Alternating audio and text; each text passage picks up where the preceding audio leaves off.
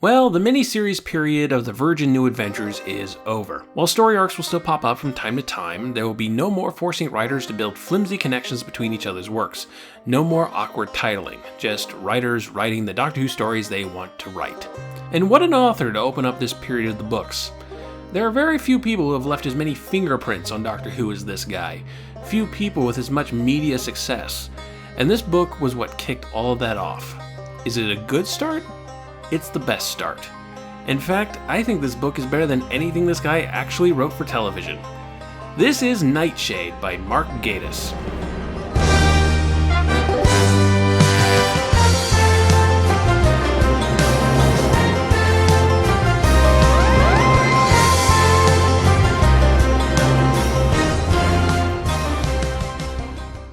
December 1968. The end of a turbulent year. The Vietnam War, the Paris student riots, the assassinations of Martin Luther King and Robert Kennedy, Black Power at the Summer Olympics in Mexico, Apollo 8 orbiting the moon. None of this affecting the quiet town of Qautermass, a pleasant, out-of-the-way retirement village mostly known for quaint little pubs, an old monastery, and a large radio telescope. Nothing ever happens here. Certainly none of those scary, world-changing events happening elsewhere in the world. And then, things start happening. People begin to see ghostly images of people from their youth. Old lovers, long-dead siblings, and sometimes the boogeymen that frightened them as children.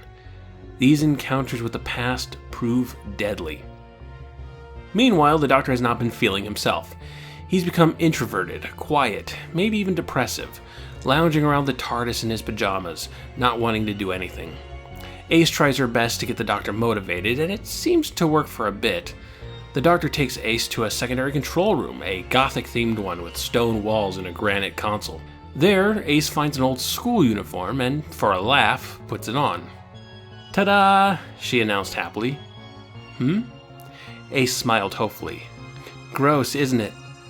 The Doctor's face set in a rigid frown. "Take it off," he said in a quiet, dangerous voice. "What?" "Take it off," snapped the Doctor, swinging back to the console. Ace stared dumbly at the Doctor's back.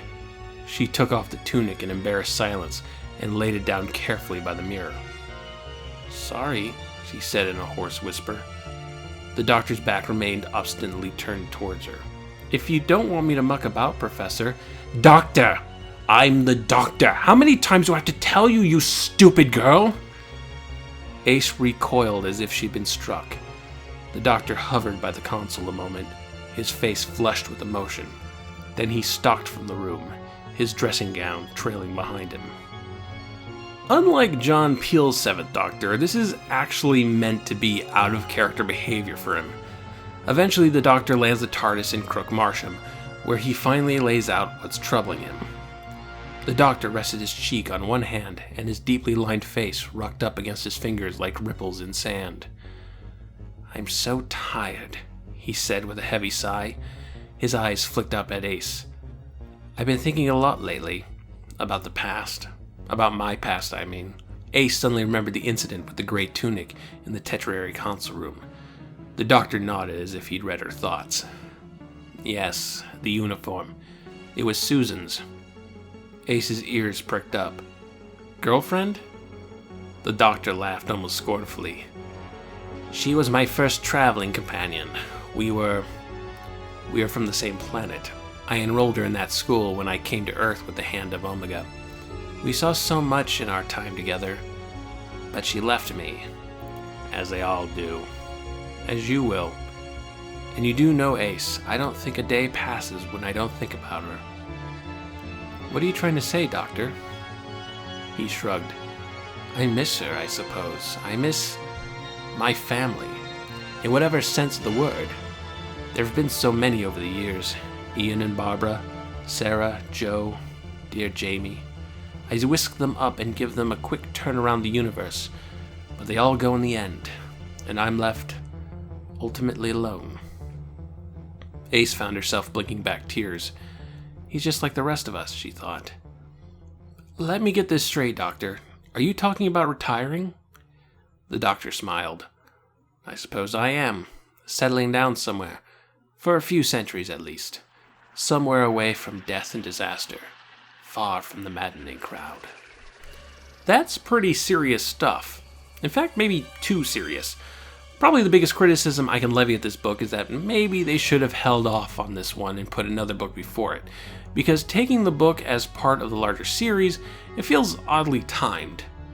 First off, we have 2 books in a row about spooky monster shit happening in quiet, middle-of-nowhere European villages with dark secrets. At this early stage in the series, you really don't want to be reusing concepts like that, or audiences might think the Virgin New Adventures just doesn't have that many ideas. Of course, Cat's Cradle, Witchmark, and Nightshade were developed independently from each other, and they're very different in the details, but my initial reaction when I first started reading this book was, wait, we're doing this again? Secondly, the Doctor's depressed attitude doesn't feel like a natural continuation of the books thus far. I know we kicked the mini-series concept to the curb, but the series is still progressing as a linear set of stories set one right after the other, and there's nothing at the end of the last book that seems to hint at this sudden turn into Pittsville. Of course, there's enough wiggle room that you could put a story between Witchmark and Nightshade, get your fan theory on. Maybe you can even slot in the whole Ace and Hex run of Big Finish stories into that spot. Regardless, all of this comes out of nowhere. A character shift so jarring that later books go so far as to retcon it in an explanation, saying that some of the demon protoplasm for Witchmark infected the TARDIS's systems during its repairs, and that stuff has been having a negative effect on the Doctor's attitude. But that's an afterthought many books down the line. Right here, right now, you're supposed to take the Doctor's consideration of retirement seriously. I'll get more into why that is later. There's one major player here I haven't mentioned. Retired actor Edmund Trevithick. Trevithick lives at the local retirement home, which he hates. He knows he's superior in intellect and personality than the oblivious old idiots he shares a building with, because the BBC is rebroadcasting Nightshade, a science fiction serial from the mid-50s, where Trevithick played the titular Professor Nightshade, a scientist dealing with an alien invasion. And these rebroadcasts are giving the program a small cult following. Trevithick is back in the spotlight. A reporter is coming into town to interview him. He's the happiest he's been in a long while. That is, until the insectoid monsters from the show start popping up and destroying windows trying to get to him.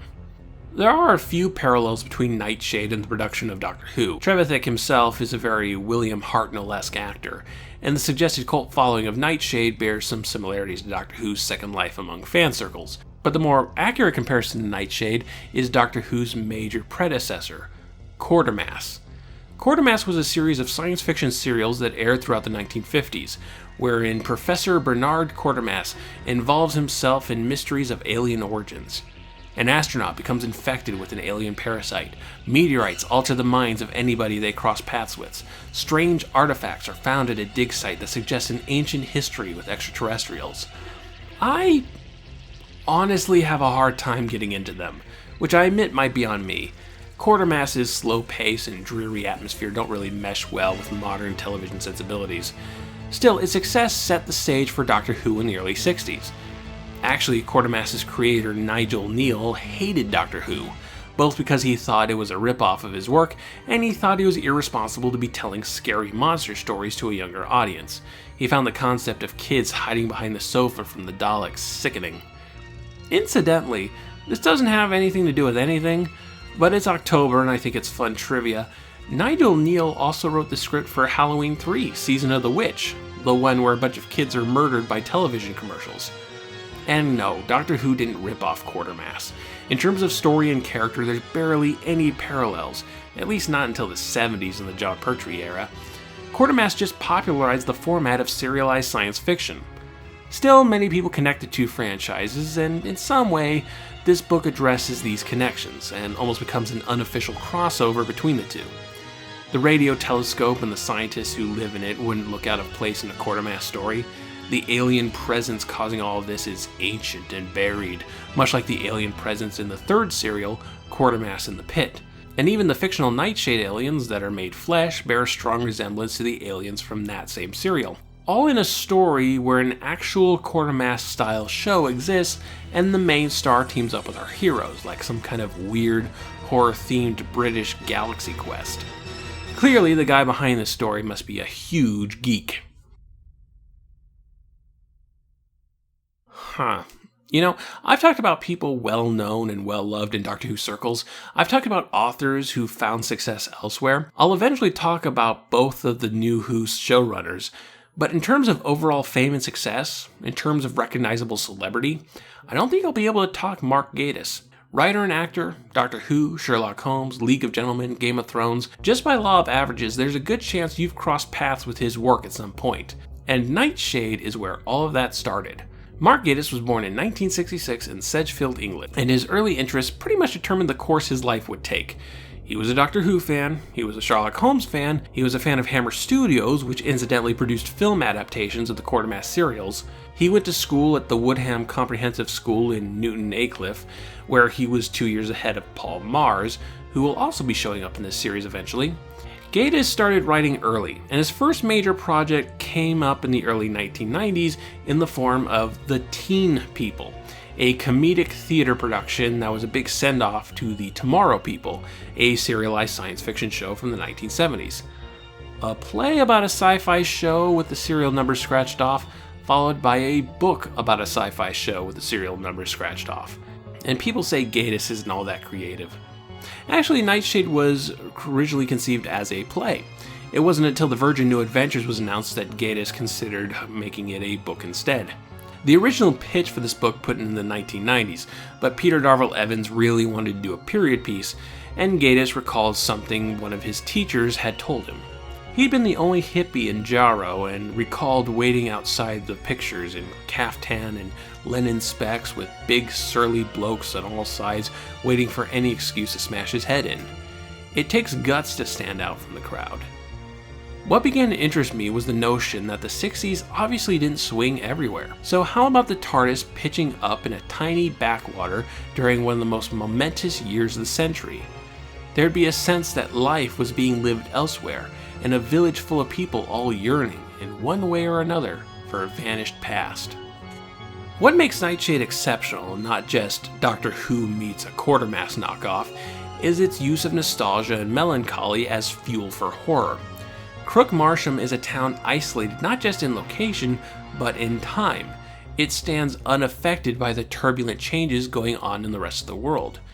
What news they do get is matched with unawareness of the significance of it, something that's only really recognized by a time traveler.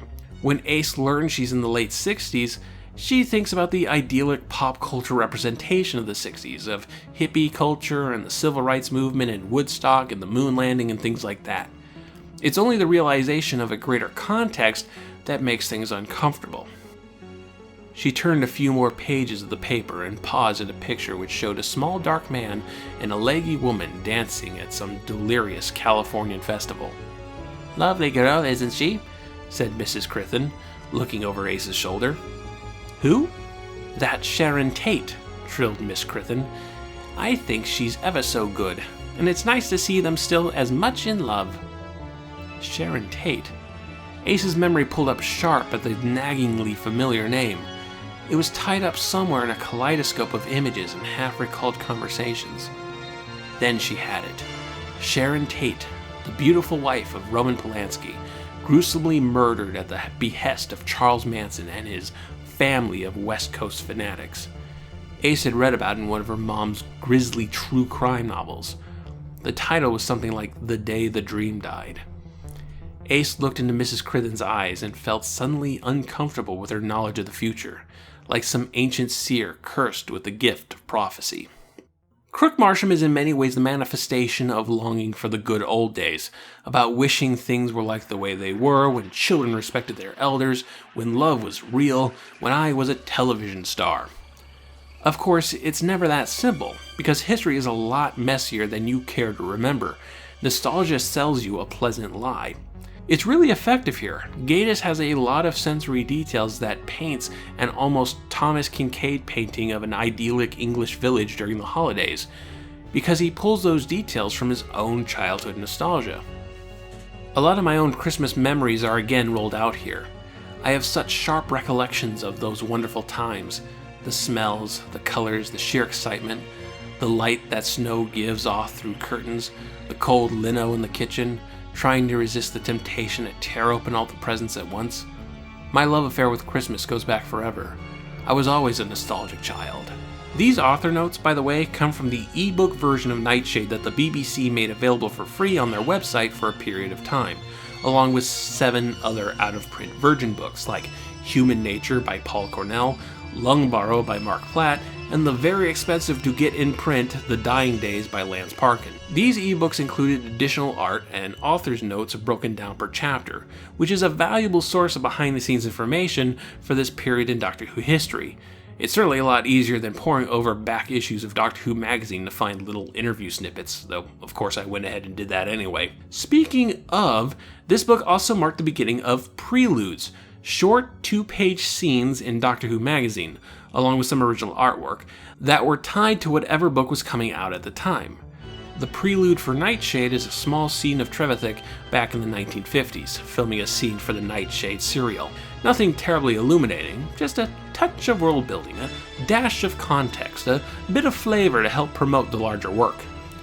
But that's not all, because in April of this year, Big Finish produced an audio adaptation of the work, with Sylvester McCoy and Sophie Aldred reprising their roles as the Doctor and Ace respectively. I haven't listened to it myself, my pockets aren't deep enough to be buying Big Finish productions on a regular basis, but the reviews are good, and it seems to be a pretty faithful adaptation. Nightshade is one Doctor Who story you just cannot get away from, I guess. Oh, and just as an aside, in 2005, the same year Doctor Who returned to television, there was a remake of the first Quatermass serial starring future Dr. David Tennant and, yes, Mark Gatiss. Just a bit of trivia for your Doctor Who trivia nights. So, getting back to the Doctor, his melancholia is important and supposed to be in character because he needs to be as much of a victim of this alien force as the rest of the town. He needs to be attacked so that he can overcome it, so that he can be an example to those around him. When you retroactively go, it's just demon goo that made him like this, you're taking away an important component of this book's emotional core. This book really seeks to humanize the Doctor, make him a being of flesh and blood and insecurities.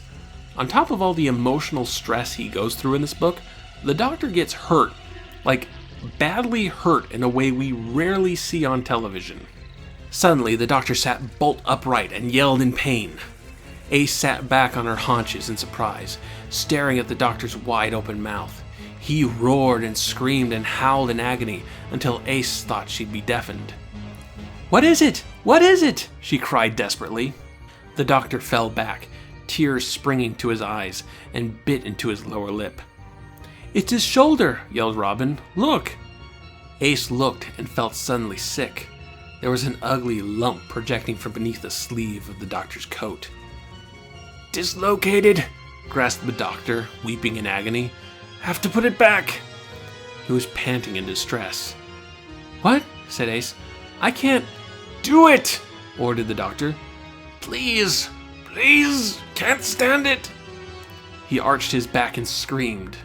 Robin put his hands on the Doctor's right shoulder, eliciting an immediate howl from the prostrate Time Lord. "I'll hold it," panted Robin. "You push it back in." Ace looked down worriedly. "Please," hissed the Doctor between his teeth. "Quickly!" "Sorry about this, Doctor," said Ace grimly. Robin pushed his knee under the Doctor's back, and Ace rested her hands on the dislocated shoulder, gritting her teeth as though she was feeling the pain herself. She grasped the bones firmly and, holding her breath, slammed them back into place.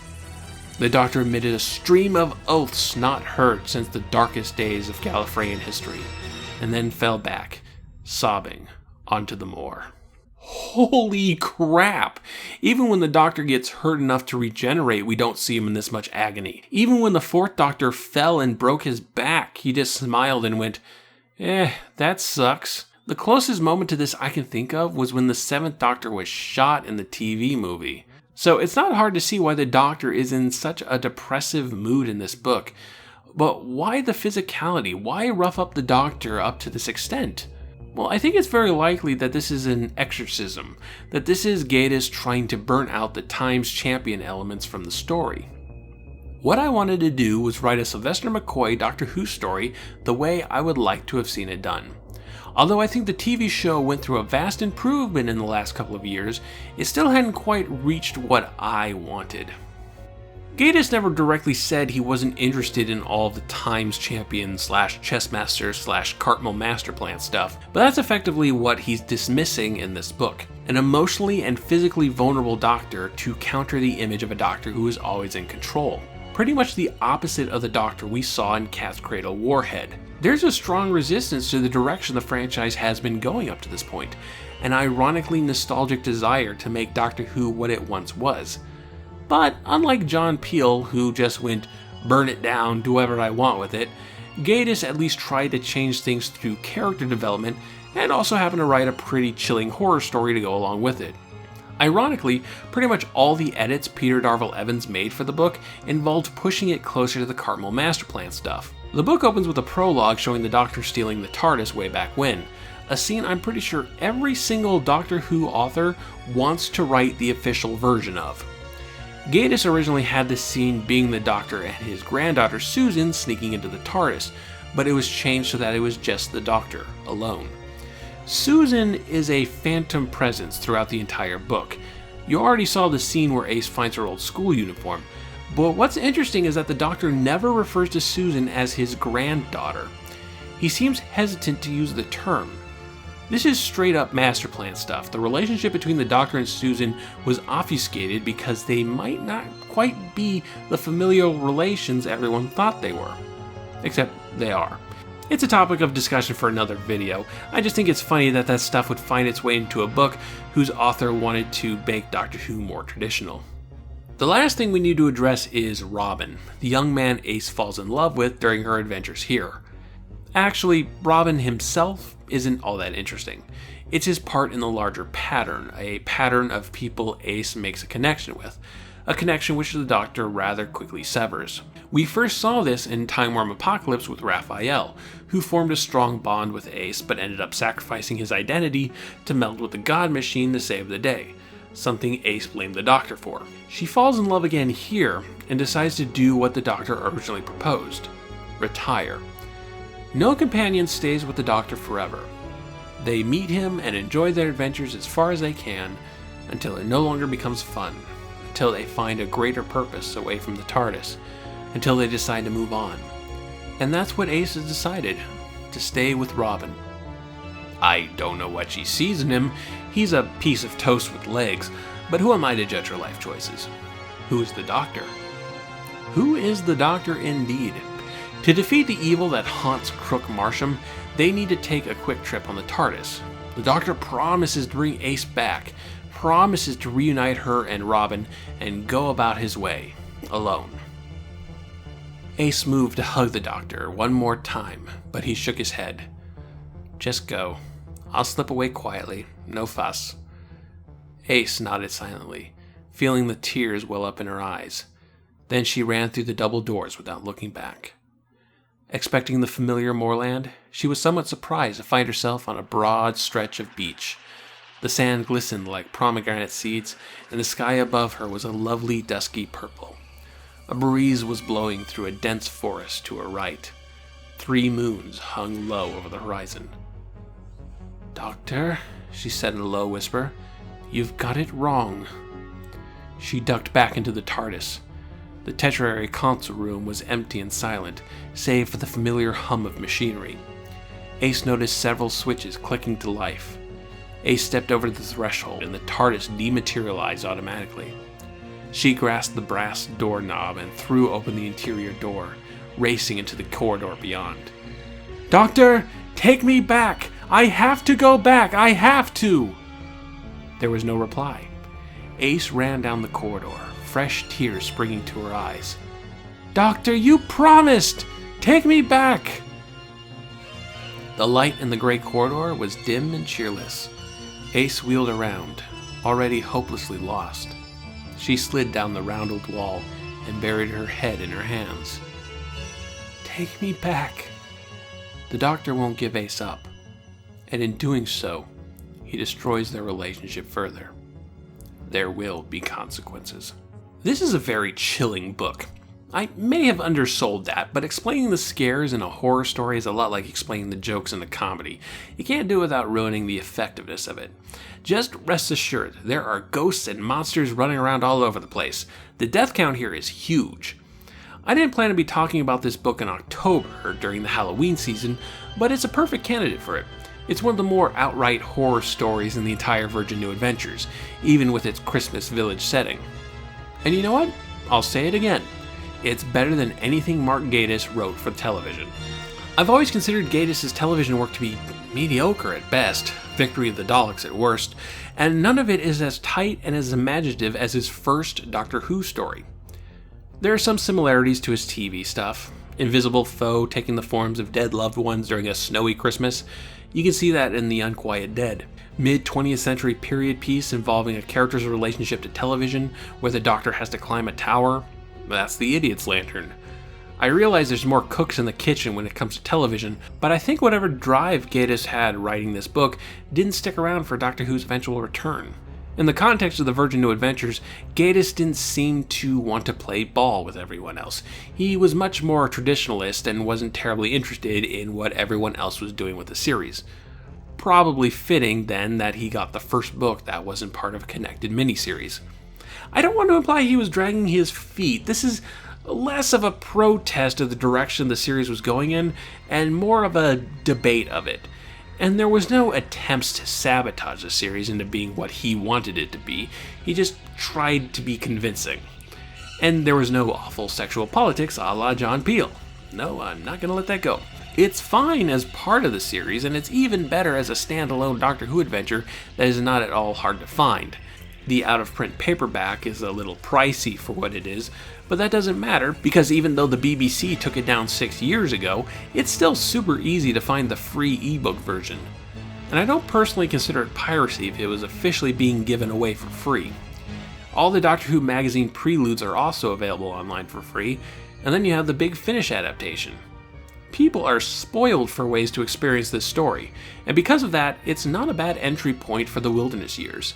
It's a damn good Doctor Who horror story. It has historical importance because of its author, and it works as a transition from classic Who sensibilities to Virgin New Adventure sensibilities. Plus, goofy meta-geekiness with Qautermass, which you don't need to understand to follow along, but it makes things that much more fun if you do. Solid recommend. Next time, Paul Cornell returns. We meet the big breakout star of the entire wilderness years, and everything changes.